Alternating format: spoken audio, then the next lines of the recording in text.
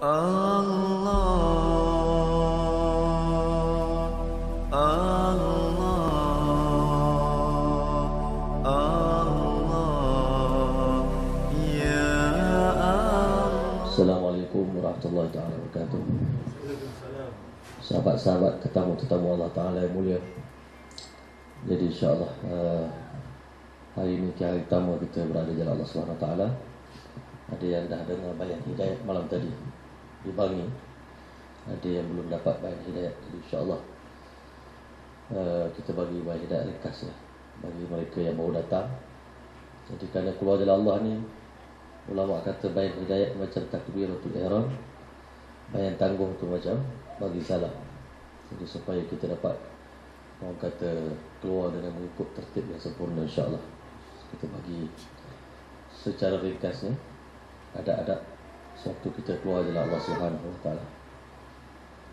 Jadi hadirin yang rahmat Allah SWT sekalian, kita bersyukur banyak-banyak pada Allah SWT kerana kita tahu umur kita cuma 60-70 tahun.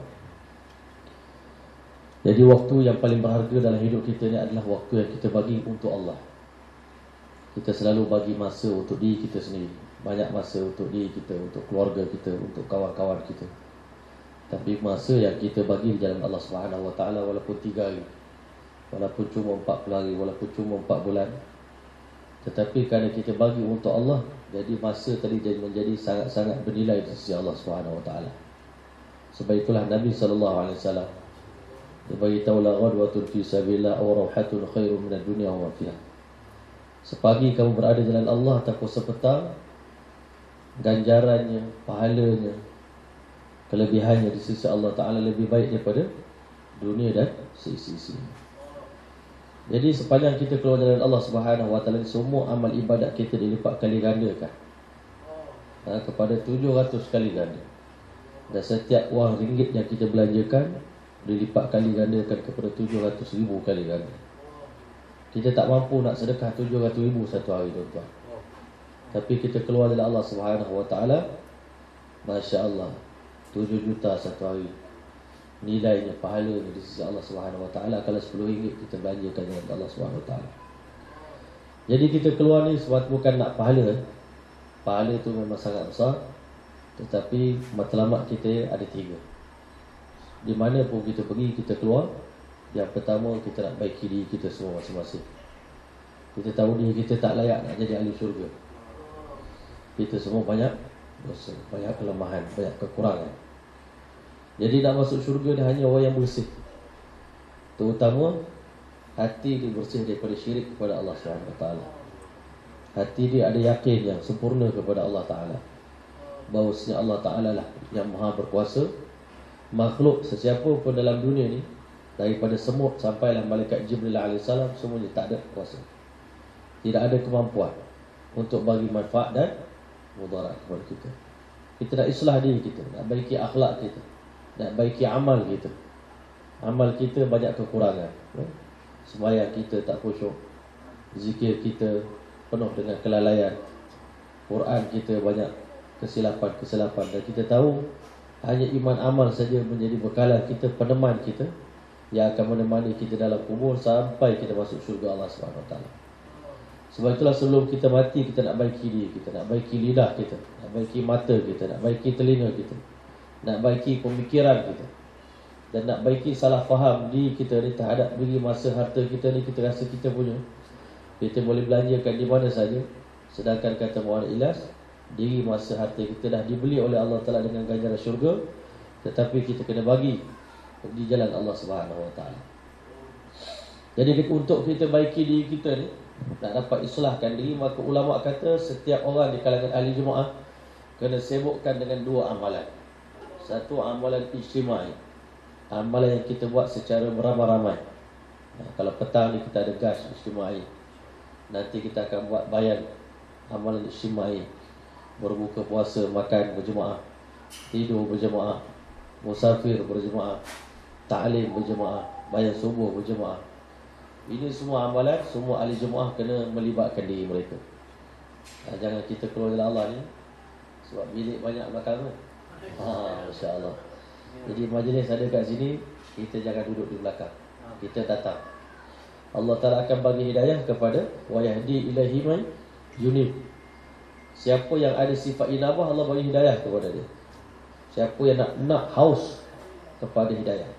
Jadi kali itu kita kena duduk dalam majlis ijtima'i dengan penuh sifat tolak, dengan penuh rasa berkehendak, dengan penuh rasa berhajat kepada amalan tersebut, bukan amalan yang berhajat pada kita.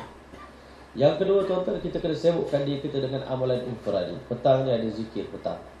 Subhanallah, alhamdulillah, la ilaha illallah, Allahu akbar 100 kali. Selawat pada Nabi 100 kali, istighfar 100 kali. Bulan Ramadan Nabi kata, zikir yang boleh dapat redha Allah ni, asyhadu an la ilaha illallah wa asyhadu anna Muhammadar Rasulullah, dan banyakkan istighfar. Dan juga tuan-tuan dah baca Allah, amalan infradi kita nanti sembahyang sunat, rawatib, qabliyah ba'diyah kita kena jaga. Malam nanti solat tarawih. Lepas tarawih insya-Allah sembahyang tahajud kita kena jaga. Bacaan Quran kita, kalau boleh keluar dari Allah ni, banyakkan masa baca Quran, banyakkan masa zikir. Kalau tidak, kita banyak masa cakap benda sia-sia. Jadi tuan-tuan dah baca Allah untuk baiki diri kita. Kena tengok diri kita, mana amalan yang kurang kita kena sempurnakan. Kalau boleh semua sunnah-sunnah Nabi kita amalkan. Terutama takbiratul ula. Jangan ada sesiapa yang tertinggal takbiratul ula selama kita keluar dari Allah SWT. Kita nak latih diri kita ni menghargai amalan. Sahabat Nabi tertinggal takbiratul ula 3 hari tak cakap dengan orang, sedih. Allahu akbar. Kita ini kalau bisnes kita gagal, kita sedih. Tapi takbiratul ula tak dapat, tak sedih. Sebab apa? Kita rasa takbiratul ula tu ringan. Tetapi sebenarnya hari ni punya kekurangan, sampai kiamat dah tak boleh nak dapat tampung apa-apa lagi dah. Amalan kita. Sebab tu kena jaga takbiratul ula. Kalau lebih-lebih lagi kalau tinggal berjemaah. Sahabat Nabi akan seminggu tak cakap dengan orang, sedih. Tak ada mood. Kan? Kita hari ni tak ada mood. Kalau kita punya barang hilang, jadi hilang mood. Kan? Banyak masalah jadi hilang mood. Tetapi tuan-tuan dah kata sahabat-sahabat Nabi kerana ditahu nilai amalan, jadi sebab itulah mereka jaga amal ijtima'i dan amalan infradi. Kemudian tuan-tuan dah baca Allah, kita keluar ni, kita ada amisak. Kan? Kena tak putus lagi amisak ni, bukan saya amisak. Boleh tuan-tuan syorkan insya-Allah. Tukar-tukar pun bagus juga. Kan dia bukan selama-lamanya je tak. Insya-Allah. Tuan-tuan boleh syor time show semua besar. Tak lama ni, 3 hari. Ustaz Dola insya-Allah. Mana Ustaz Dola? Ada. Masya-Allah. Ustaz Dola show sama. Ustaz Hanafi, Maulana Hanafi show.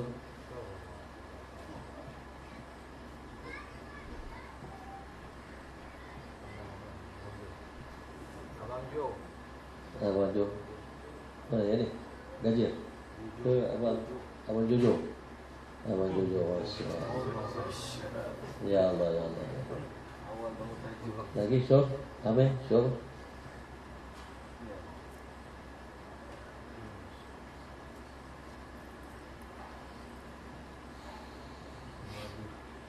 Pak Maulana Wardi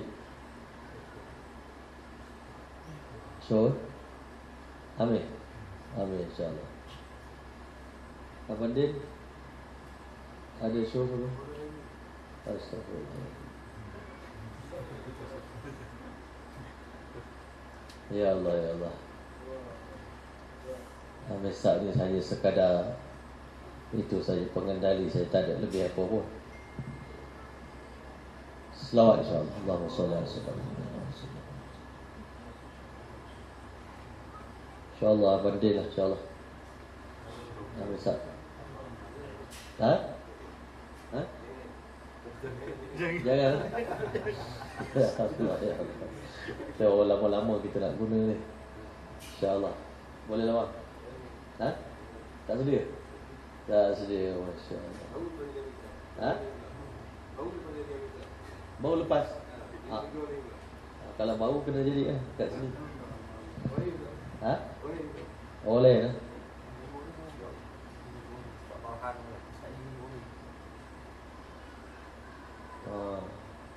Tu Haji boleh? Uzur. Masya Allah. Ustaz Wadi Muna Hanafi. Tak Farhan ada? Dia full time tak? Okay, selawat sekali lagi. Allahumma salli ala Muhammad. InsyaAllah Maulana Hanafi lah, InsyaAllah. Alhamdulillah, InsyaAllah. Jadi tuan-tuan, Misab ni kita kena muliakan dia. Khidmat dia, taat. Khidmat pada Amir ni paling besar sekali adalah taat pada keputusan Amir, InsyaAllah. Kemudian kita kena berkasih sayang antara satu sama lain. Dan jemaah ni jemaah kasih sayang, tapi kena lebih lagi kasih sayang. Allahu Akbar.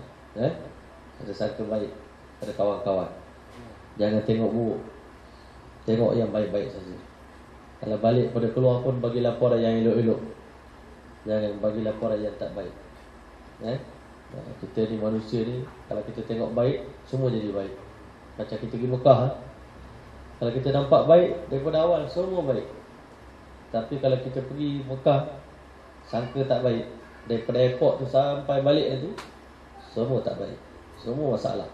Sebab tu kita kena latih diri kita jadi sangka baik, insyaAllah. Kemudian kita kena ada 12 perkara. Kalau campur-campur jadi 18 perkara yang paling usul dan tertib dalam usaha dakwah. Yang pertama, 4 perkara yang kita kena banyakkan sewaktu keluar dari Allah SWT, iaitu kita kena banyakkan dakwah. Sibukkan diri kita dengan dakwah, cakap agama. Nak cakap dunia ni mudah tuan-tuan, sekali cakap je habis. Tapi nak mulakan cakap dakwah ni susah. Sebab itu kita kena mulakan suasana cakap agama, InsyaAllah. Cakap dakwah, cakap yang boleh meningkatkan iman kita. Yang kedua, banyakkan ta'lim wa ta'alum, belajar dan mengajar. Ada orang dia kata kita keluar 3 hari, ustaz tak ajar apa pun. Yalah memanglah, kita ada apa masalah-masalah nak tanya, personal lah, kan? Nak tanya apa-apa hukum hakam, selain daripada muzakarah, kita kena tanya personal. Jumpa orang lama sini, jumpa orang sini. Kita nak belajar, kita kena cari tuan guru, kan?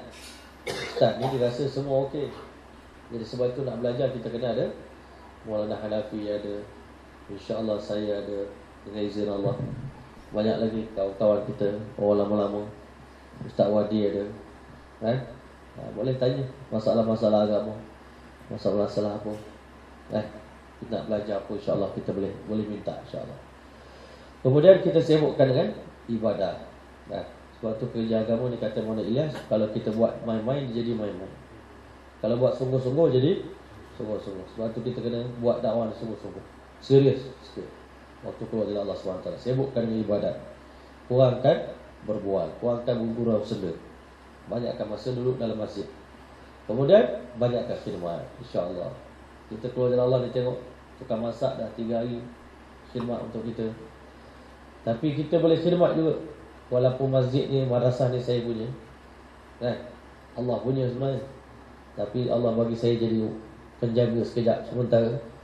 Jadi tuan-tuan pun boleh khidmat juga.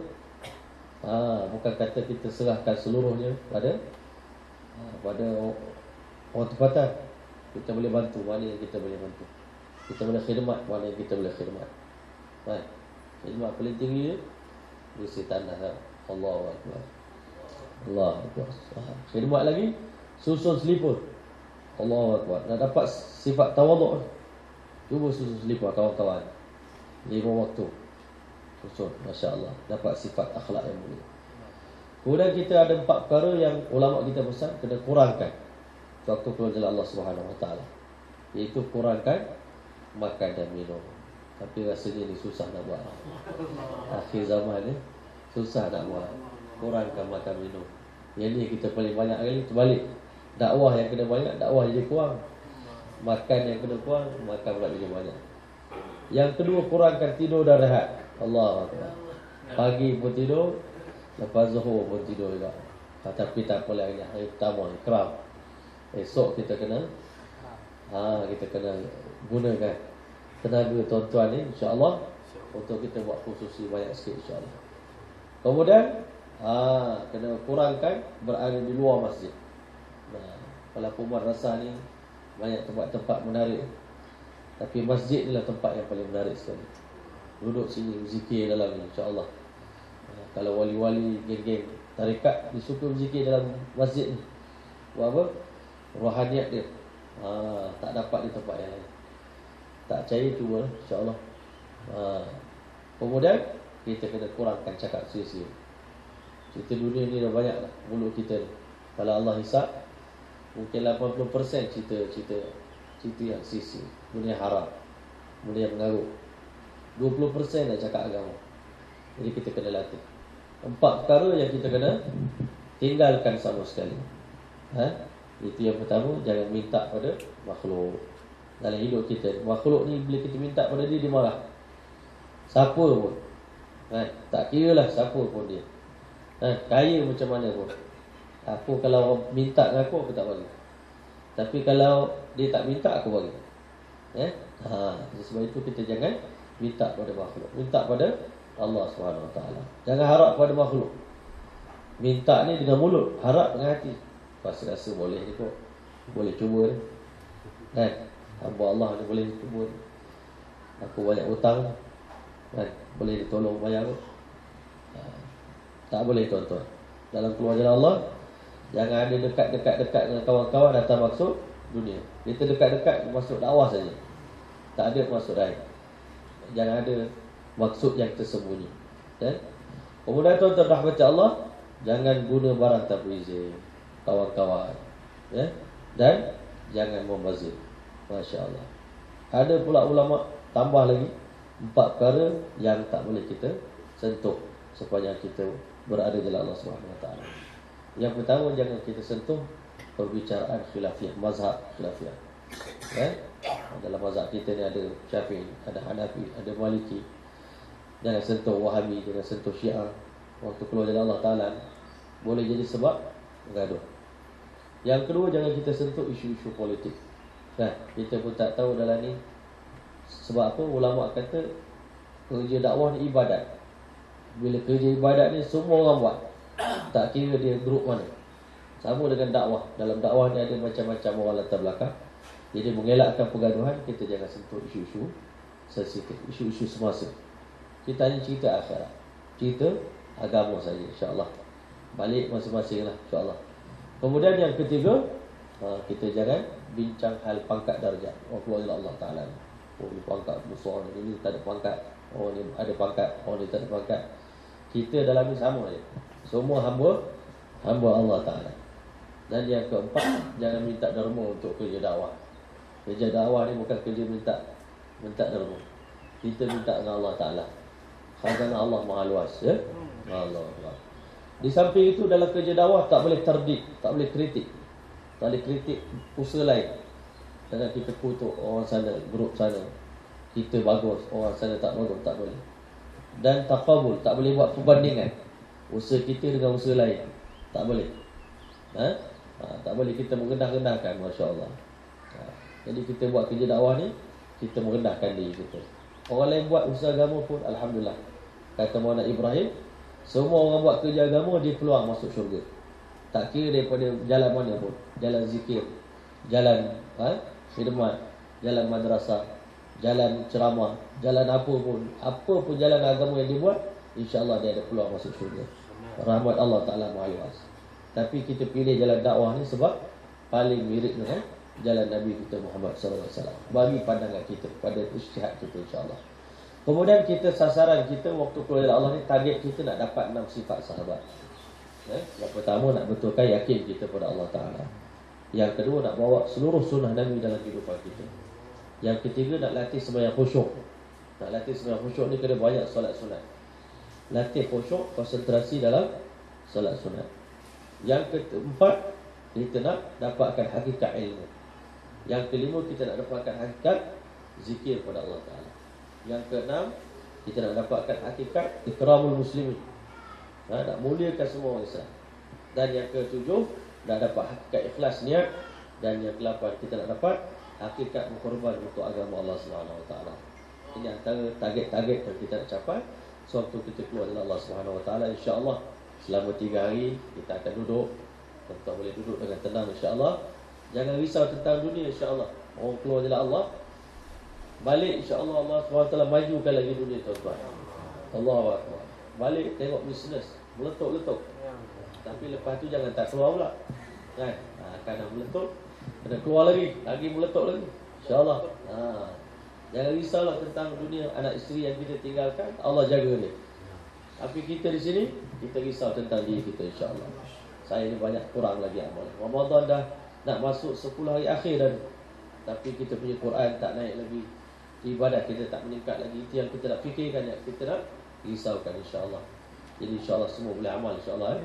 Boleh berubah kita punya pemahaman tentang bayan hidayah. Dan insya-Allah kita balik nanti kita akan ada bayan tangguh.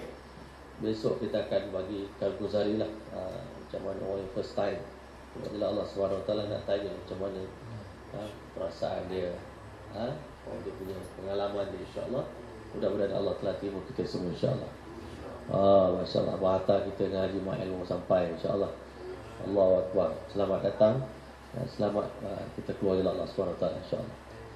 Subhanallah bihamdihi, subhanallah bihamdihi. Sekarang pukul 6 lagi 15 minit kita akan bergerak ke masjid sana insya-Allah. Kita akan buat jauhlah insya-Allah. Dari 15 minit ni boleh zikir insya-Allah. Habiskan zikir 300 petak. Subhanallah.